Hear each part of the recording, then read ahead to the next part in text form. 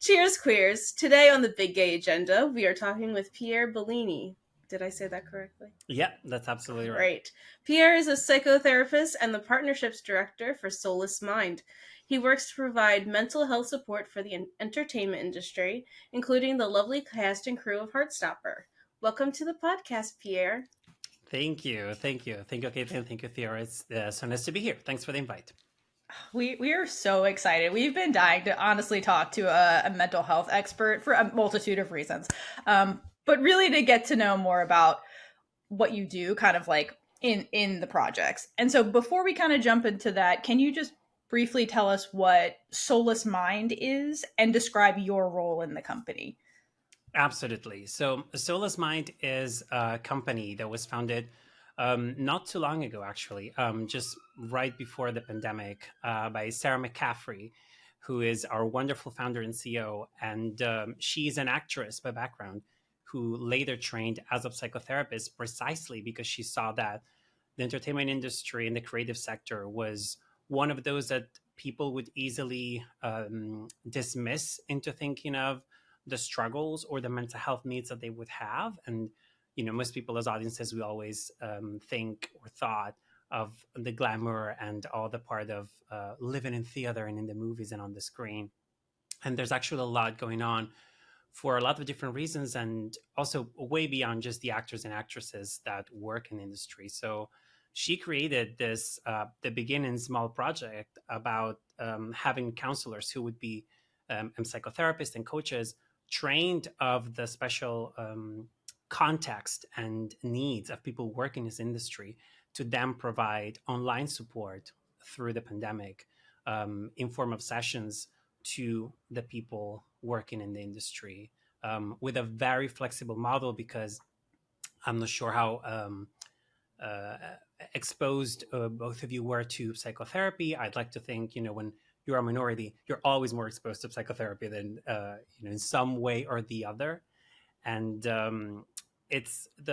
there's a commitment with something like weekly sessions and at the same time and in the same place. And there's a lot of structure that mostly come from the, psychoanalytical, old school, European white-centered approach to psychotherapy, to say it as bluntly as possible.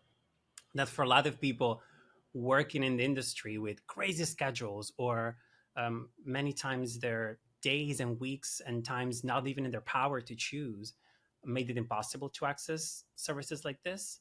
So the online platform and making it as flexible as possible, I think, was the winning card for Solas Mind to really start to grow within the industry. And like everything in this industry, it's word of mouth. And one producer would tell the other, and then the other. And we started working with a lot of productions, mostly at the beginning that filmed in London, which is where Solas Mind is based.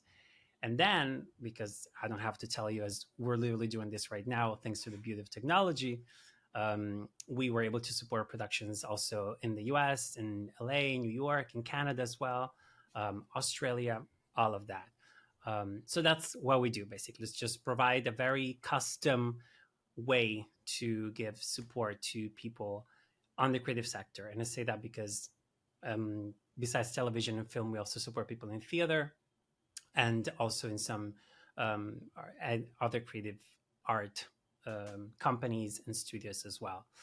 And in that universe, what I do as the partnership person is I basically make sure that the productions or the companies that want to work with us, they have exactly what they need. And maybe the clearest way to explain exactly what my job is that, for example, a production would come and say, look, we're going to work about this specific topic that it seems like it could be very triggering for this group of actors and the crew. And we're going to be filming in Spain. So do you have someone that might speak Spanish for the local crew that will be working there, but they also have experience in working with this topic? And then I go into the catalog of all the wonderful clinicians and coaches that work with us. We pick the people that fit that bill. We assemble this Avengers team of people available for the cast and crew, and we make up this platform for the people to book in their sessions and get the support. And then I just always have an eye on to make sure that everything's working, and follow through the support until the end. So I'm like the version of an account executive for Solas Mind, and yeah, it's been really great. It's been really great. So, what is your like typical day kind of like? My typical day is a lot of coffee and a lot of emails, and most of the times I think it's divided between the new productions that would, like I said, heard of us or looked us up online, or many times also there's a wonderful thing that it's happening here in the UK that I really hope at some point would happen in the US as well. And it's that the British Film Institute sometimes funds and makes sure that part of the budget of a TV show or a film would be devoted for mental health support.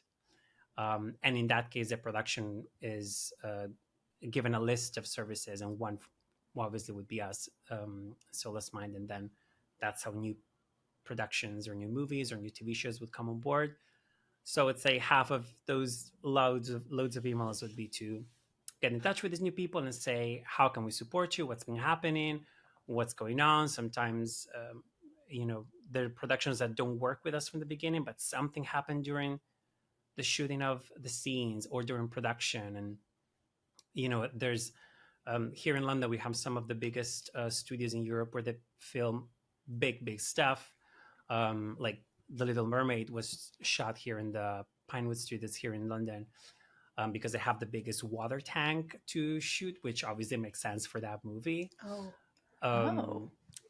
So, maybe production is not working with us, but something happens on set because these could be risky sets, or this could be, there's a lot of construction that happens, or there's a lot of unexpected events. And then they would get in touch with us and like, hey, this happened. Like, people are not feeling okay. Can someone come in and check in with everyone, or just talk to someone, and so on. So half of my day would be to talk to these new people, and the other half probably would be to follow up on the productions that are ongoing.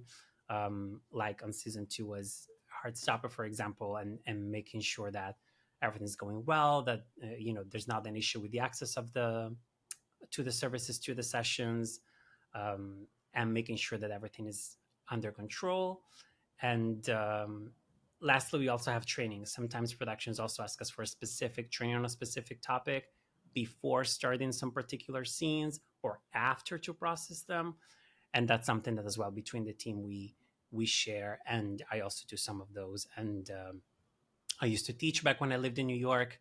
And so I love doing workshops as well. So that's something that also, if I have the time, I'll jump upon that. Yeah, I would say that's most of my day. So like I said, a lot of coffee, a lot of emails, a lot of people too.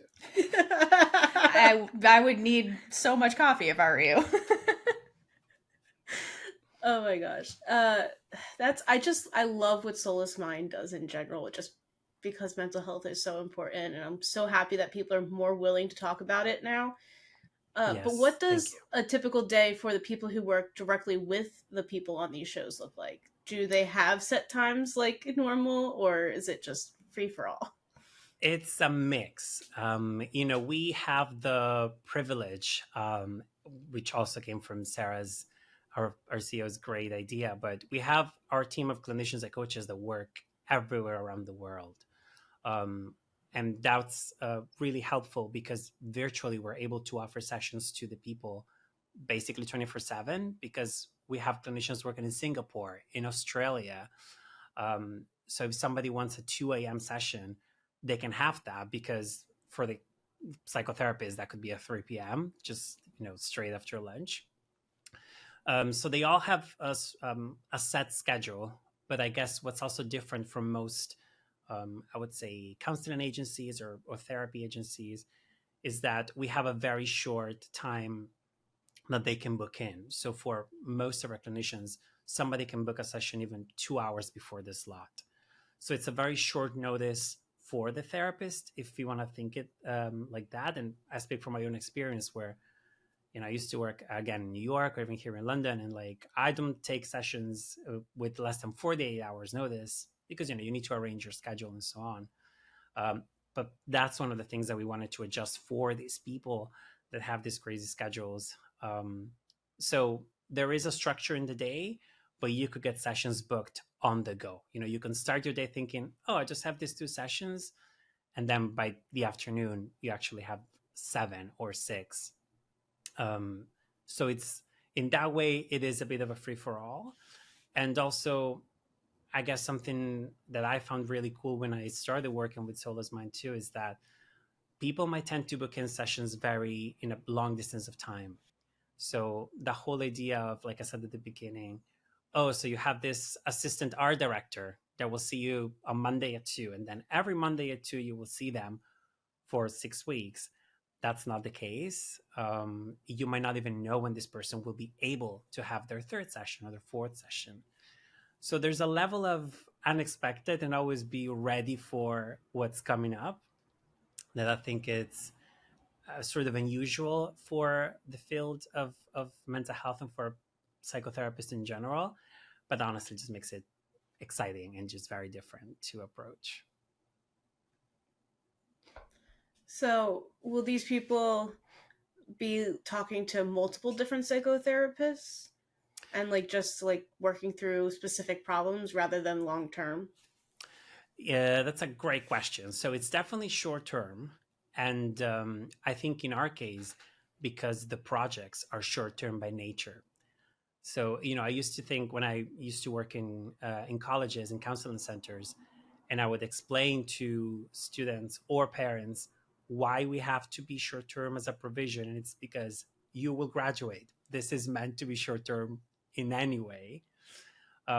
With this industry, it's even much clearer. Sometimes we support short films that will shoot for 3 days. And sometimes we'll be supporting TV shows that might be shooting for 4 or 5 months for a short series. And we have to be extremely careful to make sure that the people reaching out for support will be in a safe place to discuss their struggles, their difficulties, their issues, even just their thoughts, and that the clinician will be able to have the space and time to work safely with that person, and then obviously walk with them into the next steps, and then how to get additional care if it's needed, or how to get more specialized support if it's needed. So it's definitely short term.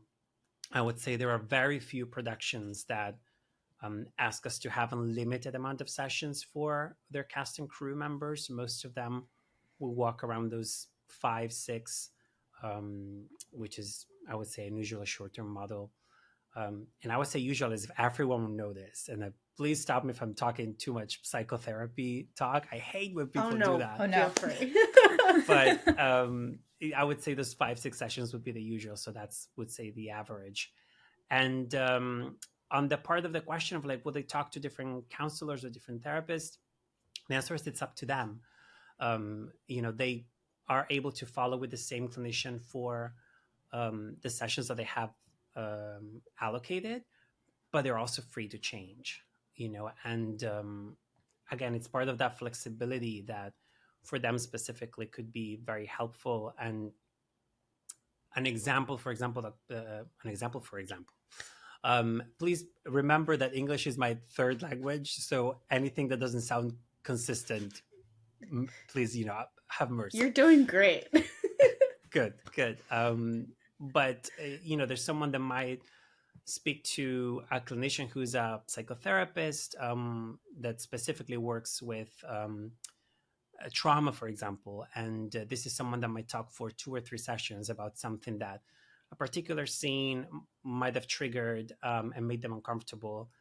But then that psychotherapist might recommend or suggest that they speak to one of the coaches that we have in the team for another session to think about strategies to really put that into additional parts of the life that's not just on the set. And that coach might recommend the client that their last session they should talk to our music therapist who specializes in mindfulness and using music as a tool to connect better with your emotions so that they're ready for their work on set the next day.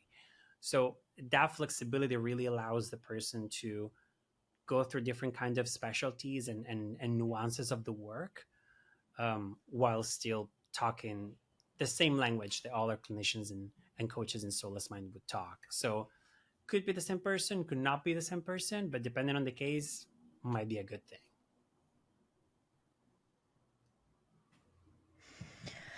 Oh, I love all this. Thank you. Thank you so much for sharing. It's so fascinating.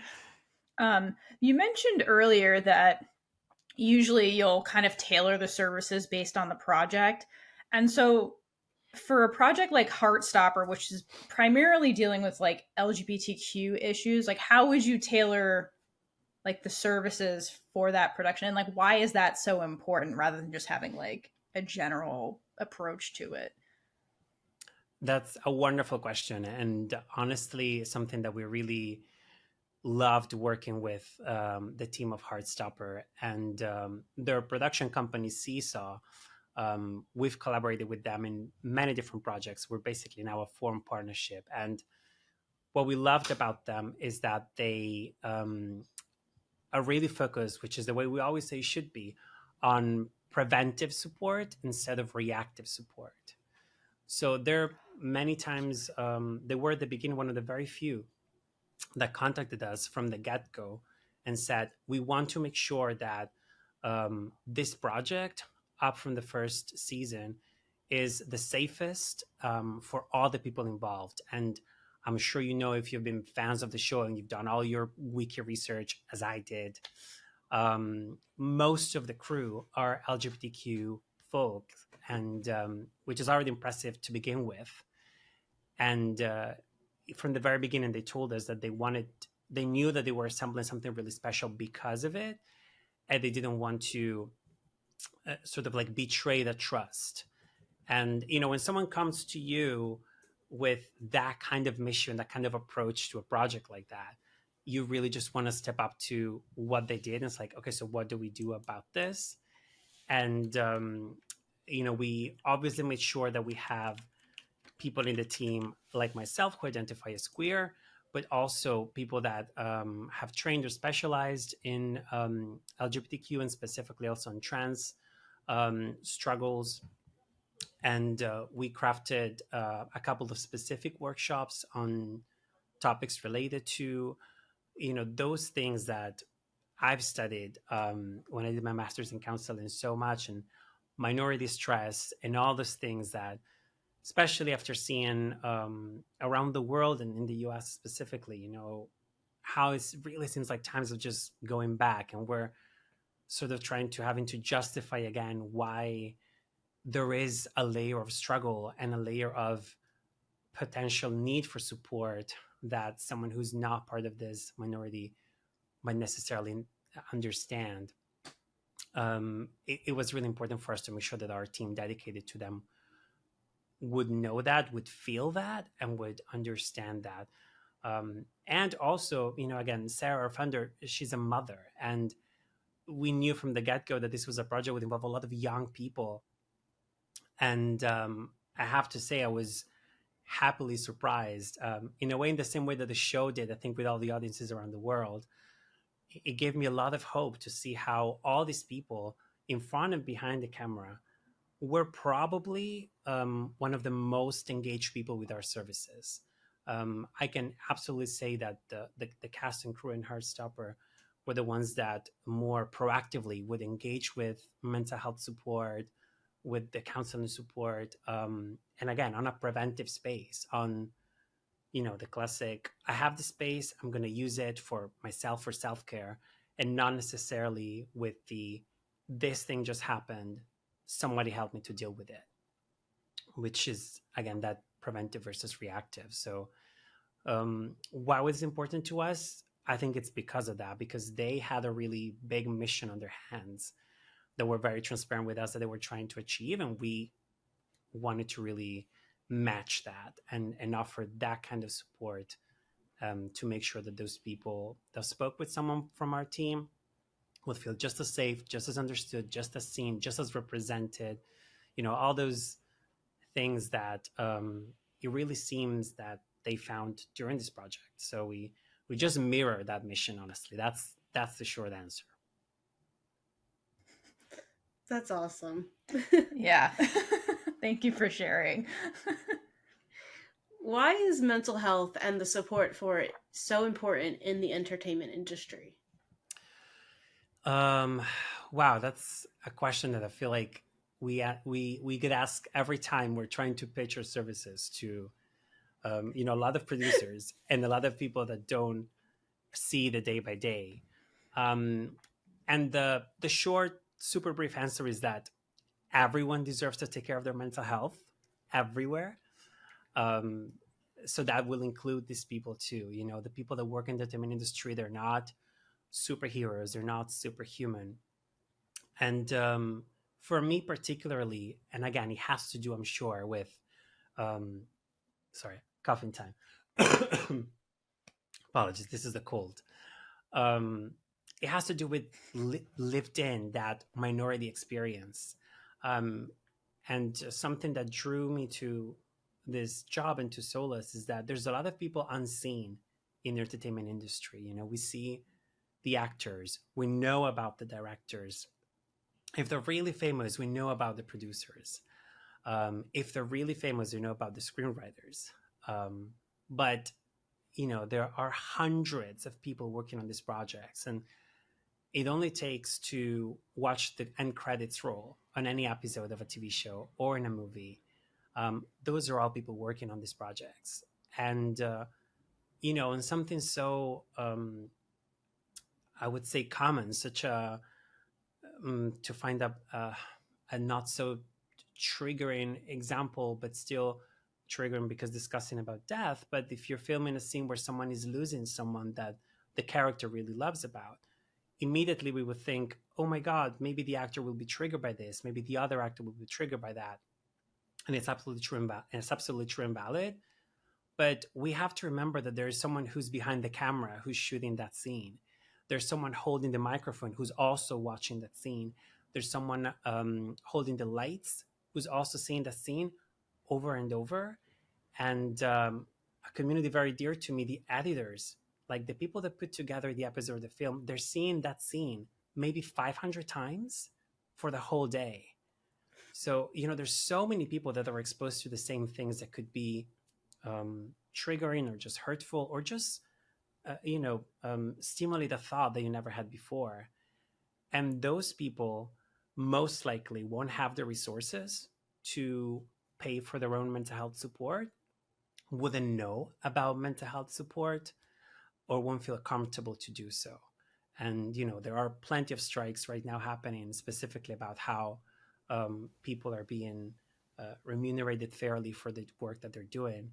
So imagine on that list of priorities, the second assistant editor of a project, if they're thinking, wow, like looking at that content for 2 days in a row without sleeping really affected me. I'm going to talk to a professional to try to see what's going on with my mind. That would never happen. So for me personally, I feel that there's a lot of people unseen, all those people in the credits roll that deserve the same kind of support and deserve to be recognized for processing all these different realities and memories that they're exposed to every day. And that's honestly what I think it's the most revolutionary of this new wave of having mental health support for the entertainment industry, is that it's about everyone that works there. It's the carpenter in the set decoration that reaches out because there's something going on. And that's the biggest reward for me as a psychotherapist, who worked in colleges, for almost a decade before this, to open the door for people to understand for the first time the value of working through issues, difficulties, thoughts, struggles with someone else and not alone. I'll take it. That's a win. If that happens in one session, that's great. And that person from now on, 5 years from now, will have the structure, the system, the support to seek mental health support. And they will say, yeah, you know what, that time that was helpful. That really helped me. That could be helpful, or that could be helpful for my kids. Great. We've done our job. Let's celebrate. Like, that's more than enough. But I really think now more than ever, it's about unseen people. That's why it's so important. I love that you brought up everyone behind the scenes.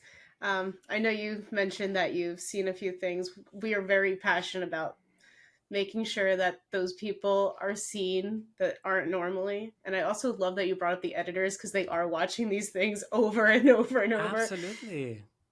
Yeah. So if you were watching this, I did start laughing, and it was only because I've done editing and I know what you're talking about. So I don't want anybody to think that I was trying to be insensitive or anything. No. That's absolutely fine. And yeah, and I think perhaps a big difference that we have as a team in Solas, um, and I'm not saying just because I think we're the coolest, but just because I think it's a You small are the difference. coolest. It's okay Yes, to we think are. that. Let's be confident. But honestly, in a lot of jobs, I think that tiny difference of we are part of that community. Sarah is an actress, and I'm a screenwriter myself. So we've been in those places. If I remember the experience of the editors, like when you were editing, Kaitlynn, is because I've seen, my friend from a project having those 48 hours of watching the same scene over and over. Especially if the director is like a little less, a little more, over and over. So I think that's a difference that we know that community, which honestly applies as well for representation in minorities. And there's a lot of services and a lot of big, huge corporations that are, do you say it in English? Jumping on the wagon, jumping on the carriage, like jumping on the train, but on the topic of mental health in the industry, as mental health was before, like maybe in 5-6 years when it just started, everyone jumps on it and was like, oh, we can offer that. We can attend to this need. Oh, I think you're talking about jumping on the bandwagon. That's the one. Yes. Thank you very much. I promise you the equivalent in Italian, like it's probably something, that makes no sense and talks about vegetables or fruits. Yep. So, that makes sense. And these are all these corporations that might be great at offering a large scale of healthcare, or, a large approach with like I see a lot of companies that like, we have 5,000 clinicians ready to support you. But, and this has happened before. We've heard it from some of the people that work with us. Yeah, that's great. They have to spend 3 sessions trying to explain them, what a concept artist in the area of, our direction does. And I don't think they really understood that I'm not able to step up for myself and just tell my boss that like, I'm not going to do this because this is awful, because I would be out of work for 5 years. So that tiny difference of, I know these are my people, these are my community. I think it makes all the difference in the world. So yes, we see them all and we care about them all. Yes. Yes. I also must say that, so Kaitlynn is the one that spearheaded us interviewing crew members, and she, to make sure crew members are recognized for all the hard work everybody puts in. And Kaitlynn's always like, watch the credits, everyone, watch the credits. Absolutely. That's a wonderful habit. And that when I was in film school, that's the first thing they told me on my first class. It's like, stay until the end, because those people deserve at least that 2 seconds of your attention. And it will be the best spent, extra 5 minutes you have in the theater, or like when you're on TV. And yeah, I still do it, and those people deserve a recognition too in those 2 seconds or enough. So well done, Kaitlynn. Excellent. Thank you. I was also taught that in my editing class. I was in a theater one time, and I almost got pissed off at the workers because they were like kicking everybody out during the credits. They're like, "There's no end scene." I'm like, "I'm not here for the end scene." And I got so upset. I'm like, "I'm sitting here until the end. Rightly It's not so, over." Rightly so. And I feel like the Marvel Cinematic Universe at least drew some people to stay. Right. But for the end scene. But, I'll take it. If that keeps them on their seat to have that, sure. So, quick question. Since your company and the mental health support for entertainment, it seems like it covers like basically everybody who could possibly be working on a project. What are common, like, I guess, mental health issues, or like I guess, areas of support that you would that come up commonly, like in your line of work for these projects? It's a great question again, and I would say that half of it would be content related issues, and the other half of it would be industry related issues. So by content related issues, which is very self defining, but it's the classic, like I said, that there's something in what's being filmed that is triggering, or it's uncomfortable, or that also it happens sadly, it's not handled well. There's something that, they're approaching this topic in this way, and that doesn't sit right with me. So those kind of things, or also relationships. Even though there's been giant steps forward in the industry after Me Too and all of those conversations, Oscar So White, and all of those hashtags that happened, a few years ago. This is still an industry that is very much based on authority and on power of decision, which is why I mentioned at the beginning, a lot of people don't really have a lot of power on their schedules. So that kind of relationships could really also impact how you approach your day-to-day at work. And then the other half about industry issues, I would say actually have to do with more like work-life balance. These are people, like I said, that and it's actually very refreshing to hear these conversations now because of the strike of the writers and the Actors Guild, that people don't realize that this is an industry where most of the year you're unemployed. If you're an assistant makeup artist, you work those 3 months in this movie, and the moment the shooting ends, you're unemployed. And then, it's not automatic that you might have a project fill in the gap right away. You might be waiting months before maybe there's a chance of another project. So having that roller coaster affects people's mental health as it would with anyone. Imagine if with any of us, it would be that you have a job for 3 months and then you're unemployed, and then you need to find another job, and then you're unemployed, and then you need to find another job. So especially for the craft roles in the industry, that roller coaster of life can be really stressful. A lot of these people have families, have responsibilities, have debts, and I'm sure no one is, unknown from the stress of how do I make it to pay rent. Imagine when you have that instability below, and like I said, a lot of these people don't make the thousands and millions of dollars that we hear big stars in the industry make. They really don't. And for people in the maybe in the spotlight in front of the camera, that instability of project after project, it's also very much there. And in their case, I think it also comes with if the project does well, their ability to get another project goes up. If the project doesn't do well, they might become unknown, especially in this day and age of really so much content being thrown at you. They also might not be able to get a job for months or years. And that can also be very destabilizing, especially for people starting in the career, which is why, to come full circle to Heartstopper, a lot of the cast members, these were their first big label jobs that they had, and I think we've all been witnesses how this amazing TV show just exploded around the world, and everyone got so much attention from it. Thankfully, I think in this case also the writer, who also was the author of the graphic novels and the books, also got the attention, which is great. And I think it's a good thing that in television the creators get a lot more credit than directors many times.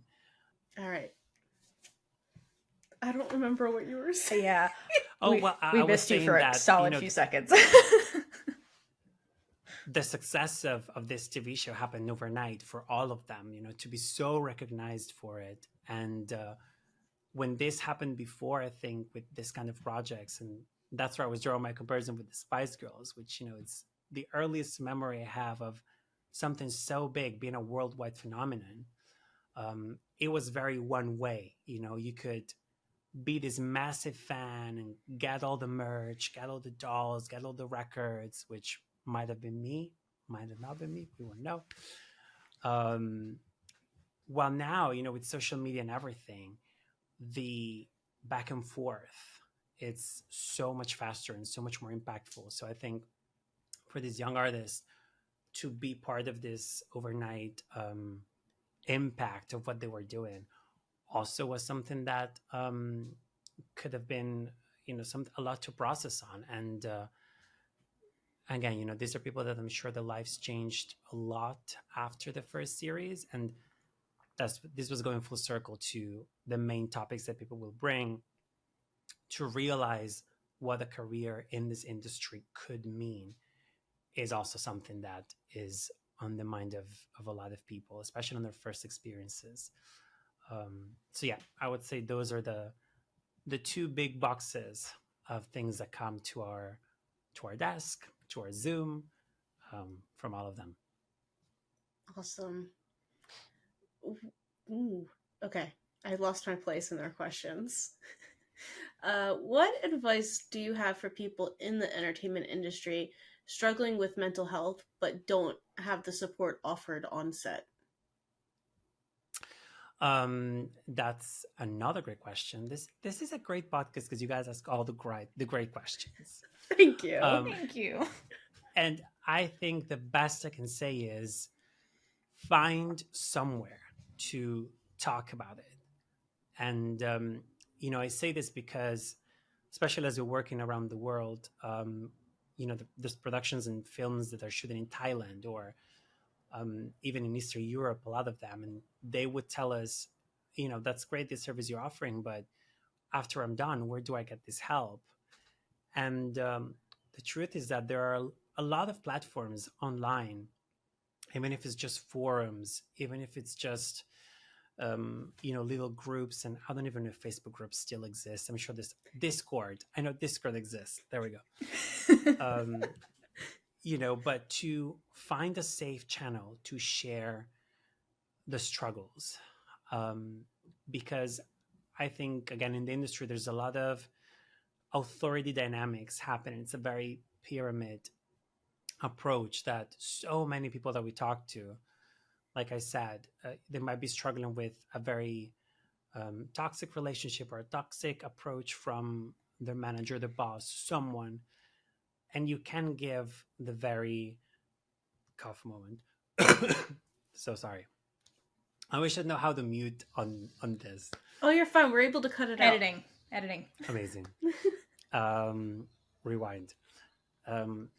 So it's still very complicated to tell the classic individualistic, you stand up for yourself, you go to that person and you tell them, I'm not going to do this, or this is not right.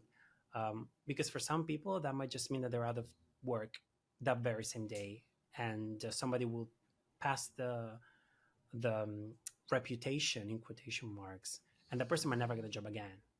So it's very difficult, especially I think, to find a way to speak up or to share the struggle or the emotional difficulties in a space that's safe, sometimes within the universe of their team, their co-workers. So finding any space as possible, luckily for some people, we hear that that's actually their families, that they can go back to. And as uncomfortable as it is, as awkward as it is, especially depending on the different cultures that we might be talking about, just share how are you feeling and what's happening, with the shooting, with these people, with the content. Because I think, at least for me, the magic of psychotherapy always happens when you just found this person sitting in front of you who just listens and then does their best to try to get it and offer you a less stressed, less involved, less subjective, reflection of what's going on so that you can have a clearer view on what to do next, on what to think about next. And in a similar way, we have that when we talk to our best friend. We have that when we talk to, a remote person on the forum that's in a completely different country, but that has gone through exactly the same experience as you. And the moment we feel a little bit better by putting it out there, I think we realize the value of not keeping it in and starting a cycle of thinking that this is happening to me because I'm not good enough, because I'm too young, because I'm too old, because I'm different, because they don't like me, because, I don't know, they're going to replace me with someone else next season or something like that. So just find someone to talk to, find someone to share this, and something will start to bloom, I think, in hope. And that's honestly the best we can do. And there's such a need for hope in these days and age, especially for our community. So that's honestly my best advice. If you don't have a professional to talk to, just talk to someone. Find a way, the safest way, to just let it all out. Write a song. That's what I love about music therapy. It's just like write a lyric, write a poem, write a script, write a story. Everyone in this industry has a creative heart and a creative brain. So even if it's just that, if you're talking to yourself, to your page, to your journal, to your notebook, safely to your pals on social media, that's good enough. Just bring it out in some way, because otherwise, I think that's what can cause so much damage, is when things are kept inside, and then you only have your negative or darkest or saddest thoughts to support you, and that might not be the best support you need at that time. And that's absolutely fair and valid. That happens with everyone, including myself. Theora gets to hear all my problems.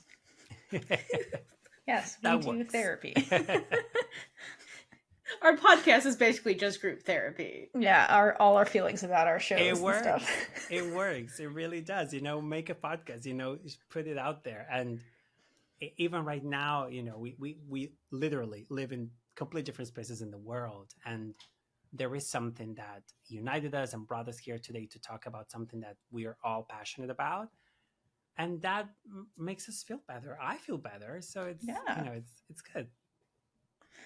Absolutely. So for people that work in the entertainment industry, very fast paced, very stressful, what are some warning signs that people should be aware of that maybe indicate that mental health support is needed for them? So some people may not be aware. Absolutely. I would say most people. And I will give you the answer I give honestly to every client that comes to me and might ask the question, do you think I'm a workaholic? Which again, it might be a different version of what happens in industry, because like I said, many people don't have control over the amount of work, the amount of time they're putting on it. But to the only thing I'm going to say today that sounds very clinical to make my professors at Columbia very proud, but the biggest sign of a misuse of a substance or a behavior is that it's affecting negatively your life and your surroundings. So to make the most common example, perhaps with alcohol, how do we, even I, when I'm seeing a new client for the first time, know that this person is really struggling with this, is it's affecting their work. They're coming very late to work. They're falling asleep. They're not coming on time, or they're always upset at work. They're always sad at work. And choosing, when they had the choice, instead of spending time with their loved ones, with their friends, with their partners, with their spouses, they will choose alcohol. Or when they need to put the priorities of what their biggest needs, they will put alcohol first. So it's when you see that thing is crawling into your life in a very COVID way, replicating in all the areas of your life like a virus, and takes over. That's when I would say yes, I think this has crossed the threshold. I think it's time to ask for some more specific support. The same thing happens with a job. And I think, um, if the work, the effort is taking over your joy, your passion, and share that joy and the passion with the people that you love, or with your pets, or, with the rest of your life around it. That's the time to ask yourself the question, what's going on? Why is there so much um, devoted to this part? And why is this, like I said, negatively affecting? Because listen, if you love being on set 24 hours a day and that's your life and it makes you happy and you go to bed smiling, fantastic.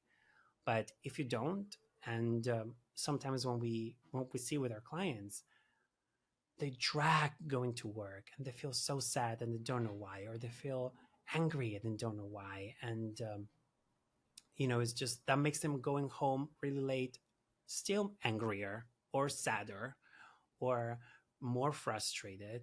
And then that causes problems with the relationships, that causes problems with their friends, with their loved ones, with their kids, with their bosses at work. That's when I would say, okay, so, this is supposed to be on some level enjoyable. I think everyone working in the entertainment industry has the privilege of doing something that they feel passionate about. And once again, I think when we say that, we always think of the actors, and Kate Blanchett is so passionate about giving amazing performances. But it's also, and I've seen it, that art director who just crafts these amazingly new worlds out of thin air, or the cinematographer, also just like finding ways to shape forms and bodies and colors in ways that we've never seen before. And even an assistant producer who's so passionate about just like scheduling to the millimeter, millisecond, everything that happens to save all the money in the world. It's really a field of passion, and that's really unique to me, and that's really inspiring. And that's how it's supposed to feel. If we're working in this environment and we don't have, even at the end of a very exhausting day, a little spark of joy, a little spark of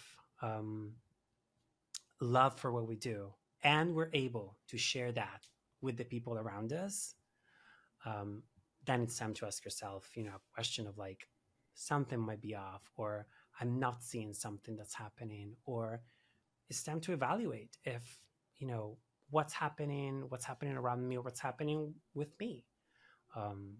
So I would treat that as with any job. If it's interfering with being able to happily and joyfully enjoy the rest of the years of your life outside of work, I would say that's the time.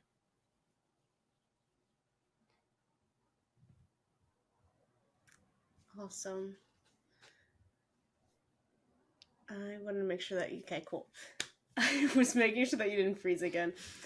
I absolutely love learning all about the mental health aspect in the entertainment industry, but I think it's time that we all get to know more about you. So, we noticed that you are also a screenwriter, as you've mentioned. What inspired you to transition into the mental health industry? That's a question that I got asked when I applied to study counseling in New York. And I love giving the answer, because I know that this sounds like very separate worlds, but at the core of it, if you really think about it, it's, well, there's people, and there's a fascination for people and people's feelings and people's stories and people behaviors. So as a screenwriter, the biggest thing that they teach you is to be an incredible observant and pay a lot of attention to the details on how people talk, how people think, how people behave, and the worlds of every person as little universes, so that you can understand them and reproduce them in the most authentic way. And when you think about it, being incredibly observant with people and trying to empathetically put yourself in the shoes of someone completely different than you, to then make them reach the goal of their story, that's also what a therapist does. So, that's the romantic way. The less romantic thing is that after working in a small TV show for a couple of years, the show got canceled, which once again goes with the thing of work. And I really needed a job to pay rent, and I started working in advertising and marketing as a copywriter, which eventually led me to teach in colleges. And I remember where I taught at that time, I was one, the youngest, and second, the only out lecturer. So, as it always happens in these environments, I was a magnet for all the closeted queer kids in the classroom who would come to office hours, yes, to ask me about the paper, but also to tell me, should I come out to my parents? Or how do you manage to, just be out there and feel safe about it? Just all these questions that would take a lot more time than the scheduled office hours. And it just made me think, I like doing this. And again, I like people's stories, and I love to seeing happy endings for people's stories. And I'm like, well, listen, if I'm good at this, maybe I should professionally be good at this. And because of it, I think of my very varied career background, and also I'm half Italian, half Peruvian. So, in the US, I think when I was studying, it was identifying as Latino, but as European as well. There's a lot of stories and background in me that I think it's what helps me relate to a lot of people as well. And you know what they say, with great power comes great responsibility. So I thought, let's do this. And that's how I decided to study counseling. And it's been a journey, and I'm really happy I did. So you did mention that the similarities between counseling and screenwriting. Does your now professional psychotherapist training, does that now influence your writing at all? Absolutely. And I think to me that's the biggest payoff, because it actually, they both feed themselves. I think it made me, being a screenwriter, I think makes me a better therapist, and being a therapist makes me a better screenwriter, or I hope at least, because there's I think it's much easier for me to think of characters and stories, and the impact that an event in the past might have in your present behavior, or something that they say when you study screenwriting is that you need to ground your character on a behavior, on something that really identifies them, because you need to get them at once, and I think think of Heartstopper, for example, and every character has something that's unique to them, even if it's just that they're holding a book all the time. You get them at once, and you're like, I know this person, I know exactly who they are. The same thing with Tao, and so it's much easier for me to come up with what could be this one behavior, because I see them every day in people, and I understand why they're there. So I think it made me a much more aware, much more people aware screenwriter, if that makes sense. I think you just picked out Theora's favorite character in all of Heartstopper. It's a dark horse. I'm really looking forward in the new season to see more of it. Me too. We cannot wait. It's gonna be great. So something I'm asking all of the mental health people, any amount of background they have, this is purely for Theora, some for me. Have you seen Yellow Jackets at all? I haven't, but it's on my list. It's on my very long list of shows to watch. It's there, but I haven't yet. It's definitely recommended for anybody in the mental health industry. You just bump it up a few places on the list then. Yes, and then come back and talk to us about what's going on with those people. We have questions. I think that's a whole topic. We can make a capsule of the mental health analysis of characters, and we can be here for decades. I would love that. Well, I mean, we have plans to do it, so it'd be very helpful to have someone actually knowledgeable about it. I'm there. Count me on. So another TV show, to I quickly noticed pivot. that was the only way I could figure out how to transition into this weird question. I noticed you returned to Twitter just to talk about how amazing Midori Francis is on Grey's Anatomy. First, I agree. Second, I just watched the show for the first time like a few months ago. Very Really? late to the game, very late. So I have to ask, what are your overall thoughts on the show? And is that a show that definitely needs to have mental health support for their Wow. crew? Listen, Kaitlynn, how much time do we have? You've opened Pandora's box, Pandora's, dresser, Pandora's wardrobe. Pandora's closet has been open for a long time now, but well, first of all, yeah, I mean, good call. Like, yeah, I've been off social media ever since I started working in mental health, but I got so excited by the character that I said, listen, this is exactly what it says. I need to tell someone. I need to tell someone. I need to share this feeling.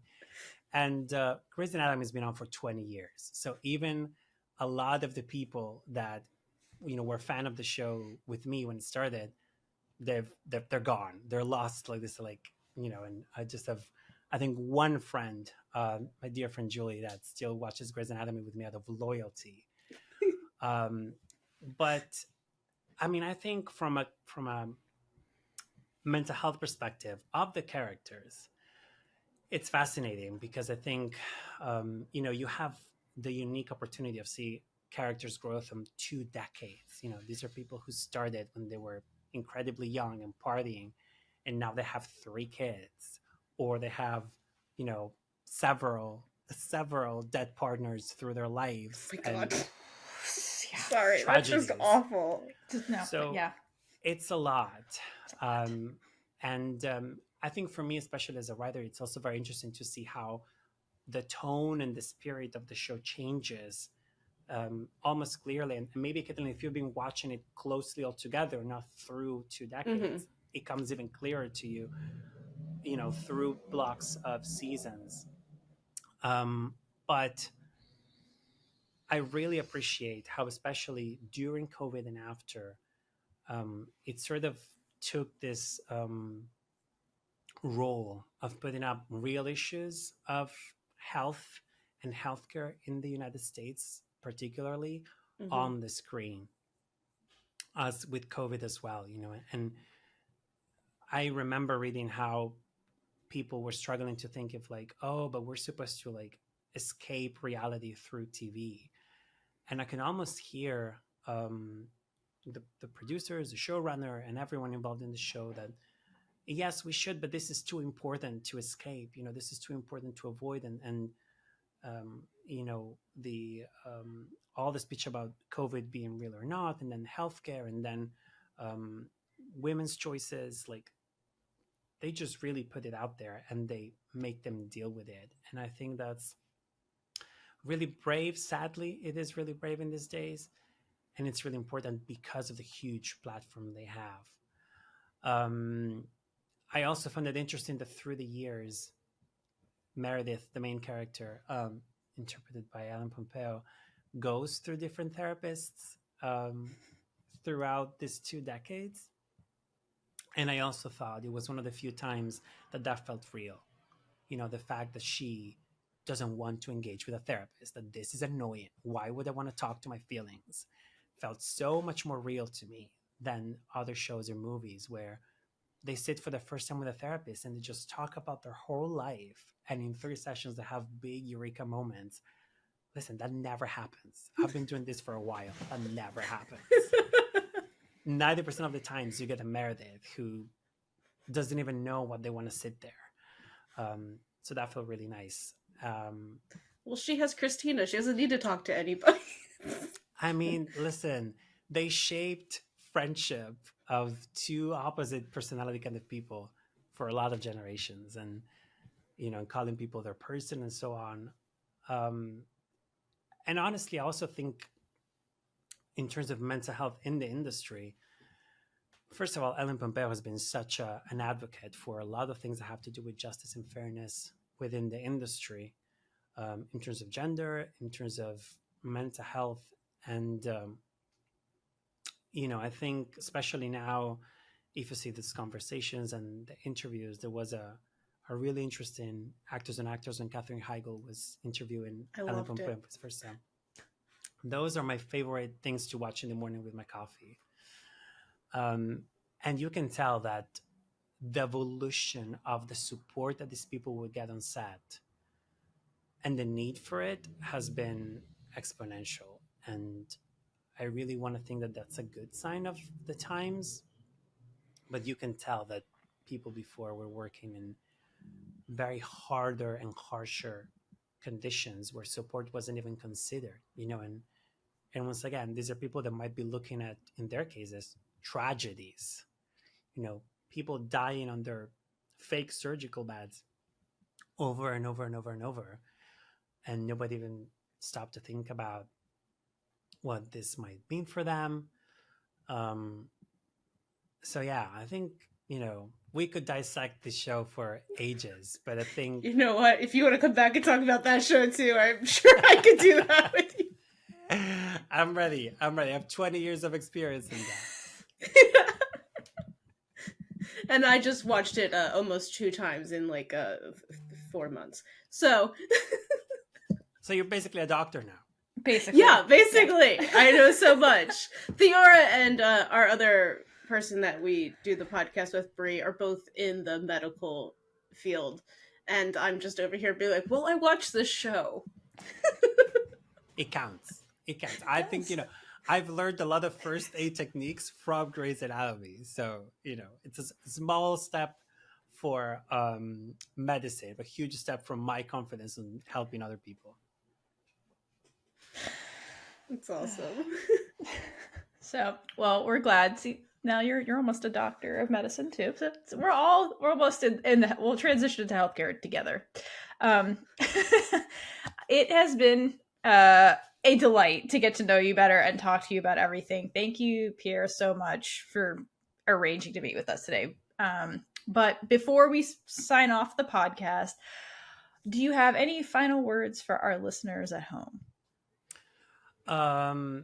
I'd say that sounds very definitive. It's like any final words. Well, I mean, I think, we're all here to celebrate, first of all, Heartstopper and what it's done for the queer community around the world, and also what it's done in terms of mental health and support for people in this industry. And I think for the people listening, and hopefully there's a lot of people in the industry too, is that investing in preventive support is really, really worth it. And by invest, I mean people spending money on it. Producers, I'm talking to you. And for people to invest their time, and I'm talking to everyone that might be doubting, is it worth it to talk to a therapist? Is it worth it to go to ask for professional support? And, when I used to teach, I always used to say, imagine, trying to learn firefighting during the fire, while your room is on fire and you're trying to go through an online course of how to attend to a fire. That makes no sense. And you will most likely die and your laptop will explode.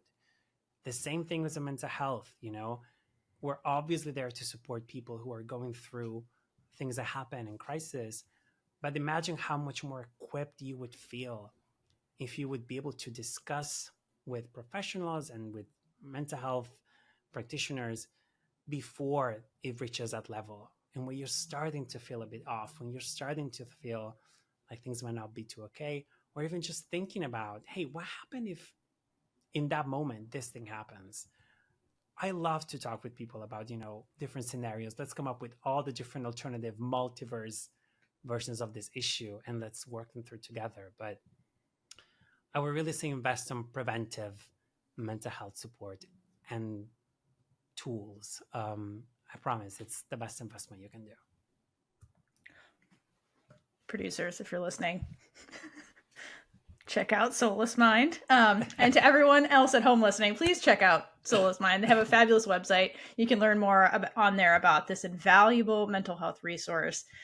And be sure to check out associated projects such as Heartstopper, which I'm sure you're already watching if you're listening to this.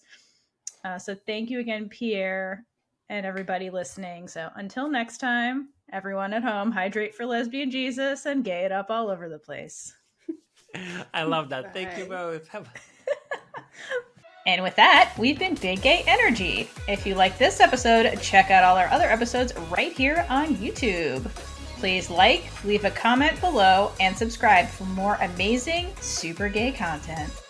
If you'd like to support us, check out our merch store or join our Patreon for early access to episodes, exclusive content, and so much more.